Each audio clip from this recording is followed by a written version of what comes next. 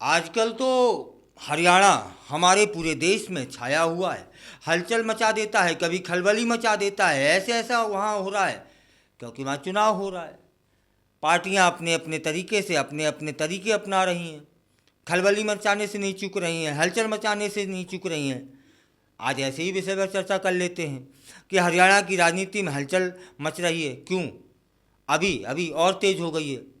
तब क्यों? क्योंकि डेरा सच्चा सौदा के प्रमुख गुरमीत राम रहीम सिंह को आगामी हरियाणा विधानसभा चुनावों से ठीक पहले 20 दिन की पैरोल दी गई है। इसका क्या मतलब है और यह चुनावी परिदृश्य को कैसे प्रभावित कर सकता है, समझ सकते हैं आप। गुरमीत राम रहीम कोई साधारण धार्मिक नेता थोड़ी है। वह कई विवादों के केंद्र में रहा है। वर्तमान में वह 2 शिष्यों के बलात्कार के मामले में 20 साल की सजा काट रहा है। उसे 2017 में दोषी ठहराया गया था और रोहतक की सुनारिया जेल में बंद है। उनके मामले में मीडिया का भी काफ़ी ध्यान उस ओर आकर्षित हुआ है। हालांकि गंभीर दोषों के बावजूद राम रहीम का एक बड़ा अनुयायी वर्ग है अभी भी, विशेषकर सिरसा, अम्बाला, कुरुक्षेत्र और हिसार जैसी जगहों में, जहां कुल 36 विधानसभा सीटें हैं। इन जिलों में उसका प्रभाव काफ़ी महत्वपूर्ण है। अब बात करते हैं हालिया घटनाक्रम की। जैसे जैसे हरियाणा विधानसभा चुनाव 5 अक्टूबर 2024 नज़दीक आ रहा है, हरियाणा सरकार ने राम रहीम की पैरोल की मांग को मंजूरी दे दी है, जिसे आपातकालीन और मजबूरी कारणों के तहत बताया गया है। लेकिन इस निर्णय ने विभिन्न राजनीतिक दलों के बीच हंगामा भी खड़ा कर दिया है। कांग्रेस पार्टी ने तुरंत प्रतिक्रिया दी और चुनाव आयोग को पत्र भी लिख दिया, जिसमें उन्होंने राम रहीम की रिहाई को चुनावी अवधि के दौरान रोकने की मांग की। कांग्रेस ने अपने पत्र में कहा कि अगर राम रहीम को पैरोल पर रिहा किया गया तो वह मतदाताओं को प्रभावित कर सकता है, क्योंकि उसकी धार्मिक नेता के रूप में एक बड़ी फॉलोइंग है। कांग्रेस लिखती है, अगर राम रहीम रिहा होता है तो वह चुनाव से पहले मतदाताओं को प्रभावित करेगा, क्योंकि उसका पिछला रिकॉर्ड और व्यापक समर्थन उसके पास है।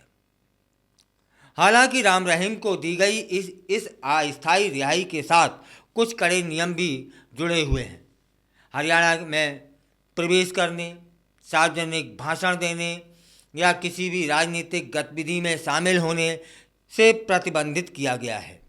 अधिकारियों ने यह सुनिश्चित करने का आश्वासन दिया है कि उसकी गतिविधियों पर करीबी नज़र रखी जाएगी। क्या ऐसा वो कर पाएंगे, यह देखने वाली बात होगी। यह पहली बार नहीं है जब हम ऐसा दृश्य देख रहे हैं।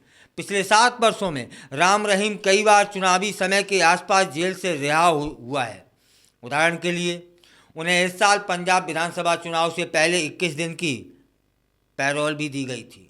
ऐसे मामलों में यह आरोप लगाने का अवसर मिल जाता है कि उसकी रिहाई राजनीतिक रूप से प्रेरित होती है और चुनावी परिणामों को प्रभावित करने के लिए होती है।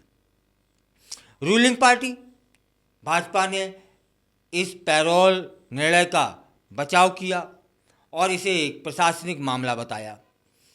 उनका कहना है कि इसका कोई राजनीतिक महत्व नहीं है, लेकिन कांग्रेस नेताओं ने इस दृष्टिकोण की कड़ी आलोचना भी की है और कहा है यह भाजपा की निष्पक्ष चुनावी प्रक्रियाओं के प्रति प्रतिबद्धता पर सवाल उठाता है। कांग्रेसी नेता सुभाष बत्रा ने टिप्पणी की, भाजपा को चुनाव में एक हत्या और बलात्कार के दोषी की मदद लेनी पड़ रही है। यह पार्टी के चेहरे पर एक धब्बा है। जैसे जैसे हम चुनावों के करीब पहुंच रहे हैं, यह समझना जरूरी हो जाता है कि यह सब हरियाणा के मतदाताओं के लिए क्या मायने रखता है। क्या राम रहीम की रिहाई जनमत को प्रभावित करेगी या यह उन लोगों के खिलाफ पलटवार करेगी जो उसकी शक्ति का उपयोग करने का प्रयास कर रहे हैं। गुरमीत राम रहीम की पैरोल चुनावी अखंडता और राजनीतिक नैतिकता पर महत्वपूर्ण प्रश्न बन चुका है। जैसे जैसे हम विकसित हो रहे हैं, मामले पर नज़र रखते हैं, यह स्पष्ट हो जाता है कि सभी की नज़रें इस विवादास्पद मुद्दे पर होंगी। आप क्या सोचते हैं? कमेंट कर जरूर बताइएगा।